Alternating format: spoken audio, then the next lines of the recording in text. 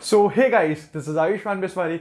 और यार इस वीडियो में हम लोग बेसिकली कवर करेंगे अपना चैप्टर इलेक्ट्रोमैग्नेटिक इंडक्शन, जो कि अपन का 12th फिजिक्स में आता है। ज्यादा बड़ा चैप्टर नहीं है बट इंपॉर्टेंट है। क्यों? क्योंकि अपन का 4 मार्क का क्वेश्चन इससे आ जाता है और बहुत ही फ्रीक्वेंटली आता है और इतना टफ नहीं होता अगर तुम लोग को सारे कंसेप्ट या फिर फॉर्मूलेस अपन को पता हो। ठीक है, ज्यादा वीडियो लंबी नहीं होगी। क्यों? क्योंकि इतना बड़ा चैप्टर नहीं है। तो शुरू करने से पहले जरूर लाइक करना, अपने दोस्तों के साथ शेयर करना मत भूलना। क्यों?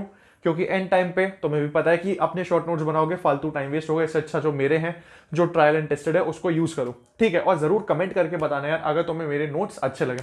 आज तुम्हें पूरा पीछे बैकग्राउंड भी दिख रहा होगा चेंज है। क्यों? क्योंकि मैंने ग्रीन स्क्रीन के ऊपर बना रहा हूँ।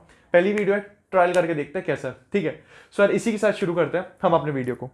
तो यार सबसे पहले अगर तुम देखोगे तो यार यहाँ पे एक पेज में अपन का ये चैप्टर निपटाया हुआ है। तो देखते हैं यहाँ से कैसे अपन ने निपटाया। ठीक है, सबसे पहले अपन कुछ यहाँ से यार जनरल बातें करते हैं। सबसे पहली बात आ जाती है यहाँ से यार d phi is equal to b d s, जो अपन ने पढ़ रखा है। डी फाई किस में होता है? फ्लक्स अपन का वेबर में। डेफिनेटली बी अपन कैलकुलेट करते हैं टेस्ला, और डी एस जो मेरे पास होता है वो होता है एरिया ऑफ लूप। डेफिनेटली क्या बी डी एस को मैं अच्छे तरीके से ऐसा लिख सकता हूँ, b d s cos theta? Of course लिख सकता हूँ। लेंस लॉ पढ़ते हैं। लेंस लॉ बेसिकली होता है current developed in such way to oppose its cause. Oppose its cause अपन ने पढ़ रखा है कि इलेक्ट्रिक फील्ड की जो डायरेक्शन रहेगी उसको अपोज करने के लिए जो करंट बनेगा, करंट जिस डायरेक्शन में बनेगा वो अपोजिट फील्ड में बनेगा, है ना। इलेक्ट्रिक फील्ड की डायरेक्शन इस तरफ है तो करंट ऐसे वे में बनेगा कि जो उससे इलेक्ट्रिक फील्ड निकलेगी वो इसको अपोज करे। हमेशा लेंस लॉ अपोज करता है अपने कॉज को। ये वाली बात इंपॉर्टेंट रखनी है क्योंकि बहुत सारे कंसेप्चुअल क्वेश्चंस में काम आने वाला है। आगे अपन का फैराडे लॉ डेफिनेटली बोलता है E is equal to minus d phi by D t. देखो E क्या होता है मेरे पास? वोल्टेज। ओके, वोल्टेज क्या होता है? Minus d phi by D t. यहां से अपन एक इंपॉर्टेंट रिजल्ट डिराइव करते हैं। देखो सबसे पहली बात, आई क्या होता है? आई होता है मेरे पास वी बाय आर। क्या मैं वी बाय आर को लिख सकता हूँ minus d phi by D t, minus d phi by D t into one by r, है ना। यही मैंने यहाँ से लिख रखा है। अब क्या मैं आई को लिख सकता हूँ यहाँ से d Q by D T, है ना। क्या मैं यहाँ से डी टी और डी टी को काट सकता हूँ? काट सकता हूँ। तो यहाँ पे मेरे पास क्या बचा? यहाँ पे मेरे पास बचा यहाँ से d q is equal to delta five by r. इसके ऊपर मेंस में बहुत बार सवाल आ चुके हैं। क्या सवाल आए? वो ये बोल देंगे कि भैया अगर फ्लक्स इतना चेंज हुआ है, फॉर एग्जांपल लूप में फ्लक्स अगर इतना चेंज हुआ है, तो आप हमें ये बताओ कि चार्ज में क्या मतलब चार्ज में क्या डिफरेंस आया। ठीक है, जैसे फ्लक्स इतना चेंज हुआ है तो चार्ज कितना डिफरेंस, चार्ज में कितना डिफरेंस हुआ। तो ये काफी इंपॉर्टेंट बात होती है जो कि अपन को इस फॉर्मूले से डिराइव होता है। ये वाली बात समझ में आ रही है? ये अब अपन का अगला एक क्वेश्चन आता है जो कि जेई मेंस में आ चुका है और अपन का एचसी वर्मा में भी दिया हुआ है। बहुत इंपॉर्टेंट और कंसेप्चुअल अच्छा क्वेश्चन है।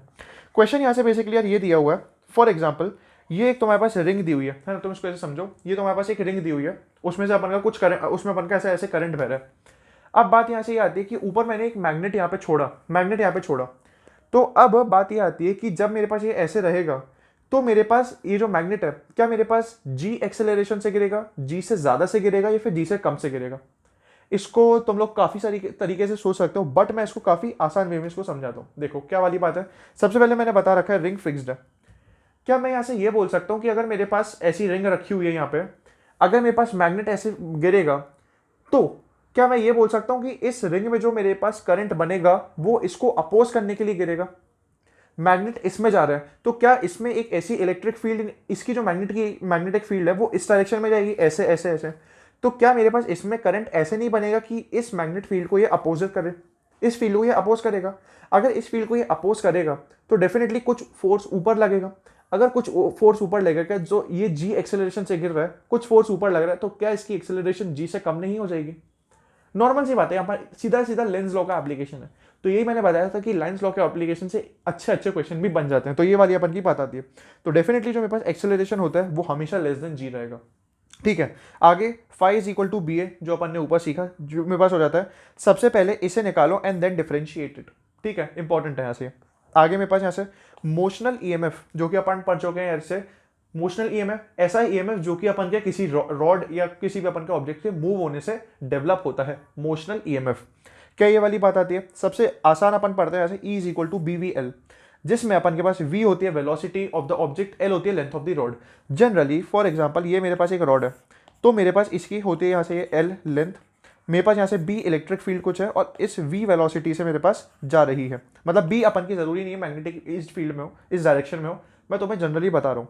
तो इंपॉर्टेंट बात यहाँ से है कि जो v होती है वो होती है perpendicular to the length of rod, या फिर इसको अपन बोल सकते हैं डिस्प्लेसमेंट वेक्टर। v को अपन बोल सकते हैं डिस्प्लेसमेंट वेक्टर भी, सॉरी अपन l को बोलते हैं डिस्प्लेसमेंट वेक्टर। जैसे इस वाले रॉड के केस में जो l हो जाएगा ये अपन का डिस्प्लेसमेंट वेक्टर हो जाएगा, और इसके परपेंडिकुलर अपन की होती है v वेक्टर। आसान शब्दों में अपन ये बोल सकते हैं कि जो इलेक्ट्रिक फील्ड होती है वो हो सकती है b vector cross v vector. का मतलब अगर मेरे पास यहाँ पे रॉड मैग्नेटिक फील्ड में ऐसी कुछ ट्रैवल कर रही है, तो जो इसके अंदर के अपन के पॉजिटिव और नेगेटिव चार्ज होंगे उसमें भी तो यहाँ पे कुछ इलेक्ट्रिक फील्ड अंदर ही अंदर जनरेट होगी। तो उस इलेक्ट्रिक फील्ड का डायरेक्शन क्या देता है, कैसे बताते हैं, वो अपन बताते हैं basically b vector cross v vector से। ठीक है, अगला इंपॉर्टेंट रिजल्ट क्या आता है, in case of rotating rod. ये तुम लोगों ने पढ़ा होगा, ये एनसीईआरटी में भी डायरेक्ट इसका डेरिवेशन है, और ये अपन का मेंस और बोर्ड्स में दोनों में आता है। क्या दिया यहाँ से, फॉर एग्जाम्पल ये अपन की एक रॉड रखी हुई है, इस ये सेंटर यहाँ से हिंज्ड है, ये रॉड मेरे पास यहाँ पे पूरी मैग्नेटिक फील्ड है, ये रॉड ऐसे गोल गोल ऐसे ऐसे घूम रही है। तो इसमें तुम यहाँ से ये बताओ पोटेंशियल कितना डेवलप होगा, डायरेक्ट अपन को याद रखना है b omega l square by 2। L क्या आने वाली है, इसकी लेंथ, ये इसको लेंथ बोल दो, इसको रेडियस बोल दो बेसिकली। ओमेगा एंगुलर फ्रीक्वेंसी जिससे ये घूम रही है, और बी मेरे पास आने वाली है मेरे पास मैग्नेटिक फील्ड जो अपन की वहाँ पे प्रेजेंट है। ठीक है, काफी इंपॉर्टेंट है यहाँ से b omega l square by 2। अब अपन की बेसिकली बात आती है यहाँ से सेल्फ एंड म्यूचुअल इंडक्शन। अपन को पता है phi is equal to L I, L को अपन बोलते हैं coefficient of self inductance, normal सी बात है, does not depend upon phi और आई, ये अपन को याद रखना है। अपन को लगता है कि यार phi is equal to L I मतलब L is equal to phi by I, इसका मतलब यहाँ से अपन को लगता है कि यार एल जो है वो फाई पे भी डिपेंड करता है और आई पे भी डिपेंड करता है, बट टू बी ऑनेस्ट ऐसा नहीं होता है, वो दोनों पे ही डिपेंड नहीं करता है, वो डिपेंड करता है केवल और केवल डायमेंशंस और म्यू नॉट पे। इसके ऊपर अपन का जेई में सवाल आ सकता है कि फाई अपन जो अपन का एल है वो किस चीज़ के ऊपर डिपेंड करता है। क्वेश्चन दे देंगे phi i none of the above, और एक दे देंगे डायमेंशंस, तो अपन का सही आंसर है डायमेंशंस। क्या ये वाली बात सही है? ठीक है, आगे अपन देखते हैं बेसिकली सर्कुलर कॉइल का अपन का जो सेल्फ इंडक्टेंस होती है वो कितनी होती है, mu not an square pi r by 2। Direct याद रखनी है, इंपॉर्टेंट है। मैंने अभी हाल सीखा कि phi is equal to L i, अगर मैं दोनों तरफ इसका डिफरेंशिएट कर दूं तो क्या मैं यहाँ से ये बोल सकता हूँ d phi by D t is equal to l d i by D t, l d i by D t बोल सकता हूँ। ये इंपॉर्टेंट इसलिए क्योंकि बहुत बार ये लोग ऐसा करते हैं, कुछ करंट का तो हमें फंक्शन दे देंगे और फिर तुम यहाँ से ये पूछेंगे कि तुम rate of change of flux बताओ, तो ये basically rate of change of flux ही तो है। बात समझ में आ रही है? तो ये इंपॉर्टेंट है। आगे म्यूचुअल इंडक्टेंस के केस में जैसे अपन ने phi is equal to L i self inductance के लिए पढ़ा था, सिमिलरली म्यूचुअल इंडक्टेंस के लिए अपन का हो जाता है phi is equal to m i mutual inductance. Current किसी भी कॉइल में निकालो सेम ही निकलेगा। मतलब क्या होता है, म्यूचुअल इंडक्टेंस में अपन क्या पढ़ते हैं, अपन म्यूचुअल इंडक्टेंस में ये पढ़ते हैं कि एक कॉइल ये है, एक कॉइल ये है, एक में अगर करंट बहाऊंगा मैं तो दूसरे में जो म्यूचुअल इंडक्टेंस बनेगा कुछ वैल्यू होगी। इसका मतलब ये है कि अगर तुम करंट किसी भी कॉइल में बहाओ, दोनों सिस्टम, इस सिस्टम जिसमें यहाँ से ये दो अपन की देंगे उनका म्यूचुअल इंडक्टेंस सेम ही होने वाला है, चाहे तुम करंट इसमें बहाओ चाहे तुम करंट इसमें बहाओ। इंपॉर्टेंट बात ये आती है, सोलेनॉइड में अपन का जो सेल्फ इंडक्टेंस होती है उसकी होती है मेरे पास mu not an square A L. A क्या होता है, area of cross section, N क्या होता है, नंबर ऑफ टर्न्स, एल मेरे पास लेंथ ऑफ दैट रॉड। ठीक है, energy in the inductor half L I square. तो मैं भी पता है क्या, जहाँ से जो इंडक्टर होता है वो अपन का एनर्जी स्टोरिंग डिवाइस भी बोल सकते हैं, तो वो बेसिकली अपन का आ जाता है हाफ एल आई स्क्वायर। अब इंपॉर्टेंट बात ये है, ठीक है, इंडक्टर ने अपन की एनर्जी स्टोर कर ली, बट वो एनर्जी किस फॉर्म में स्टोर करिए, वो एनर्जी अपन की बेसिकली स्टोर करिए मैग्नेटिक फील्ड के फॉर्म में। तो वहीं पे अपन की बात आ जाती है एनर्जी पर यूनिट वॉल्यूम, अपन का आ जाता है b square by 2 mu naught. Energy पर यूनिट वॉल्यूम मतलब ये जो एनर्जी स्टोर करिए ना वो इस फॉर्म में स्टोर करिए P square by 2 mu not, जिसको अपन बोलते हैं बेसिकली एनर्जी डेंसिटी।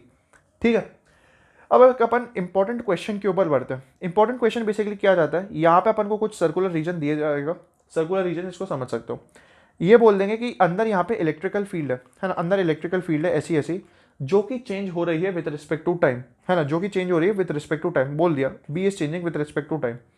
अब वो ये बोल देंगे कि आप हमें इलेक्ट्रिक फील्ड बताओ इसके अंदर और आप हमें इलेक्ट्रिक फील्ड बताओ इसके बाहर। अपन ने ऐसे यार ये सीख रखा है कि अगर मैग्नेटिक फील्ड चेंज हो, मतलब मैग्नेटिक फील्ड से इलेक्ट्रिक फील्ड जनरेट होती है और इलेक्ट्रिक फील्ड के चेंज होने से मैग्नेटिक फील्ड भी जनरेट होती है। तो यहाँ पे यही तो है, यहाँ पे अगर मैग्नेटिक फील्ड चेंज हो रही है तो इलेक्ट्रिक फील्ड जनरेट होगी। उसका फॉर्मूला होता है are by 2 D B by D t. अगर मेरे पास जो आर है वो रेडियस से कम है, मतलब अगर मैं इस सर्कल के अंदर ही निकालूंगा तो मेरे पास फॉर्मूला आ जाएगा r by 2 D B by D t. R क्या है, आर मेरे पास है उस पॉइंट की, उस सेंटर से दूरी। कब, जब मेरे पास ऐसे जो पॉइंट है वो इस सर्कल के अंदर लाई कर रहा है। Are by 2 D B by D T, D B by D T उन्होंने दे रखा है, क्यों, मतलब उन्होंने तुम्हें basically B as a function of D T दे रखा है, तो तुम D B by D T calculate कर सकते हो। वहीं पर अगर मेरे पास पॉइंट हो गया सर्कल के बाहर तो तुम्हारे पास आ जाएगा r square by 2 r d B by D t. Capital r क्या है, कैपिटल आर होने वाली है मेरे पास रेडियस ऑफ द सर्कल, और स्मॉल आर होने वाली है मेरे पास सेंटर से दूरी, जो कि तुम्हें डायरेक्टली गिवन रहेगी। ठीक है, कोई प्रॉब्लम की बात ही नहीं है। अब in the LC circuits the polarity is continuously change and charges oscillates. LC oscillations basically तुम लोग ने यार एसी में भी पढ़ा होगा, ऑल्टरनेटिंग करंट चैप्टर में। क्या होता है बेसिकली, तुम इसको ऐसे समझो, जैसे फॉर एग्जांपल अब मेरे पास यहाँ से ये कोई सर्किट है, इसमें मेरे पास यहाँ से कैपेसिटर भी लगा हुआ है और मेरे पास यहाँ से इंडक्टर भी लगा हुआ है। तो तुमने पढ़ रखा होगा यहाँ से इसकी पोलैरिटी चेंज होती है। क्या, अगर यहाँ पे प्लस है यहाँ पे माइनस है तो ये करंट ऐसे होगा, बट जब ये पूरा डिस्चार्ज हो जाएगा और ये पूरा चार्ज हो जाएगा तो मेरे पास करंट ऐसे जनरेट होगा, फिर ये डिस्चार्ज होगा और ये चार्ज हो जाएगा, तो इसको डिस्चार्ज करने के लिए ऐसे होगा। तो बेसिकली करंट ऐसे ऐसे ऐसे ऐसे ये ऑसिलेट होता है, इसको अपन बोलते हैं बेसिकली एलसी ऑसिलेशंस। ठीक है, q as a function of t अगर मैं बोलूँगा इसमें केस में, तो जो मेरे पास हो जाता है q naught sine omega t plus 5। ठीक है, आगे अपन देखते हैं the current perform S H M, current perform S H M, वही ऐसे ऐसे ऐसे ऐसे एस एच एम परफॉर्म करेगा। But if the resistance is also included then there will be damped oscillation. Damped oscillation क्यों, रेजिस्टेंस मुझे पता है यार थोड़ी सी हीट खाता है, अगर वो हीट या एनर्जी खाएगा तो धीरे धीरे मेरे पास एनर्जी कम नहीं हो जाएगी। जैसे तुम डैम्प्ड ऑसिलेशन मैकेनिक्स में पढ़ते हो ना ऐसे, कि अगर रेजिस्टेंस आ गया या फिर अगर अपन बोलते हैं फ्रिक्शन आ गया तो वो डैम्प्ड ऑसिलेशन होता है, वैसे ही वहाँ पे यहाँ पे फ्रिक्शन का काम करता है ये। ठीक है, आगे अपन काम करते हैं EMF in the inductor at any time. इस वाले क्वेश्चन में आ सकता है कि ऐसे उसमें EMF at inductor at any time क्या होने वाला है, वो होता है q square by two c sine square omega t. वहीं पे ईएमएफ एट कैपेसिटर हो जाता है q square by two c cos square omega t. इसके ऊपर सवाल आ चुके हैं मीन्स में, तो तुम्हें याद रखना है ये फॉर्मूले, बहुत इंपॉर्टेंट है। अगली अपन की बेसिकली होती है एलआर सर्किट्स। अगर तुम लोग ने आरसी सर्किट्स पहले पढ़ रखा है तब तुम्हें यहाँ से ये वाली बात अच्छे से समझ में आ जाएगी। कि तुम डायरेक्टली इस पर जंप कर रहे हो तो मुझे लगता है कि तुम्हें शायद नहीं समझ में आ पाए। क्यों, क्योंकि इसके पहले तुम डेफिनेटली करंट इलेक्ट्रिसिटी में आरसी सर्किट्स पढ़ते हो, और वही आरसी सर्किट्स का रिपीटेशन होता है अपन का ये एलआर सर्किट्स। तो अगर तुम लोग ने वो पढ़ रखा है तो काफ़ी अच्छे से समझ में आ जाएगा। क्या है, मैंने वही लिख रखा है सिमिलर एज आरसी सर्किट्स। मतलब क्या है, at t is equal to 0 तुम्हें ओपन सर्किट मानना है। फॉर एग्जाम्पल ये मेरे पास एक सर्किट, चलो इसको अपन ऐसा समझते हैं। फॉर एग्जाम्पल ये मेरे पास कोई सर्किट दिया हुआ है, यहाँ पे मेरे पास है कुछ रेजिस्टेंस और यहाँ पे मेरे पास यहाँ से कुछ दे रखा है, यहाँ से मेरे पास यहाँ से एल। इसने बोल रखा है at t is equal to 0 तुम ओपन सर्किट मानना है। मतलब at t is equal to 0 ये जो सर्किट होगा, ये सर्किट असलियत में ऐसे दिखेगा, ओपन सर्किट है, इसमें करंट फ्लो नहीं करेगा इस वाली ब्रांच में। बट वहीं पे at t is equal to infinity इसको अपन को मानना है मेरे पास सिंपल वायर। मतलब यहाँ से जो इंडक्टर है उसको अपन को मानना है सिंपल वायर, और इस इंडक्टर को हटा दो और ये मेरे पास बन जाएगा केवल रेजिस्टर, काम खत्म। ठीक है, ये इंपॉर्टेंट बात है।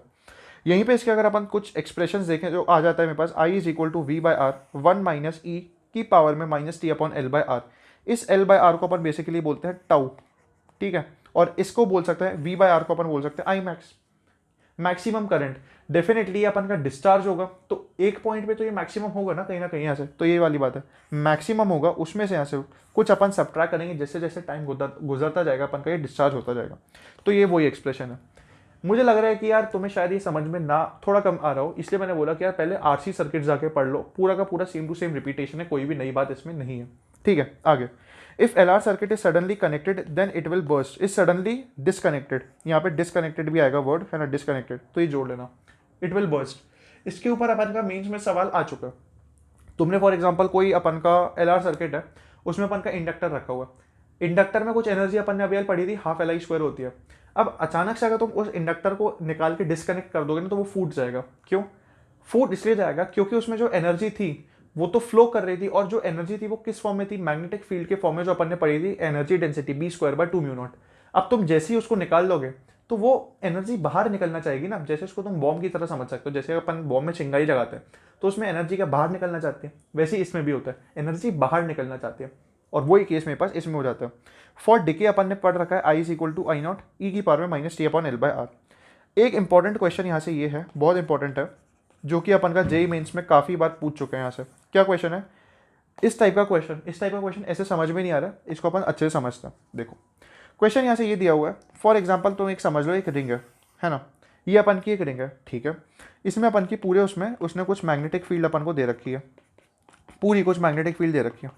उसने ऐसे बोला कि अगर मैंने यहाँ पे एक रॉड लगा दी, मैंने यहाँ पे फॉर एग्जांपल रॉड है ना, अगर ये रॉड मैंने यहाँ पे बीच में रख दी, यहाँ पे आप हमें यहाँ से ये बताओ इस रॉड के पोटेंशियल ए कॉमा बी, मतलब वी ए बी, जो मेरे पास इस रॉड में इस पॉइंट और इस पॉइंट के बीच पोटेंशियल डिफरेंस जनरेट होगा वो कितना होगा।